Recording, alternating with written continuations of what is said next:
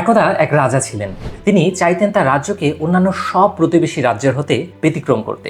এজন্য তিনি তার কর্মচারীদের নির্দেশ দিলেন একটি পুকুর খনন করতে। পুকুর খনন শেষ হলে রাজা রাজ্যের সবাইকে ডেকে পাঠান এবং সবাইকে আদেশ করেন সবাই যেন পুকুরে 1 গ্লাস করে দুধ ঢেলে দেয়।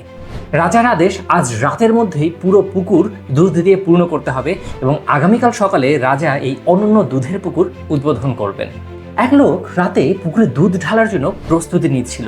সে চিন্তা করলো যে সবাই তো 1 গ্লাস দুধ দেবে, আমি যদি 1 গ্লাস দুধের বদলে 1 গ্লাস পানি পুকুরে দেই তাহলে কেউ তা রাতের অন্ধকারে বুঝতে পারবে না।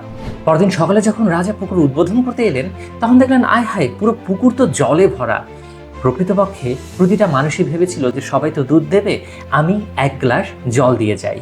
আমাদের অবস্থাও কি ঠিক এরকম নয়? আমরা সবাই বলি যে দেশটার এত বাজে অবস্থা কেন, কিন্তু আমরা নিজেরা নিজের দায়িত্বটুকু ঠিক কতটা সঠিকভাবে পালন করি?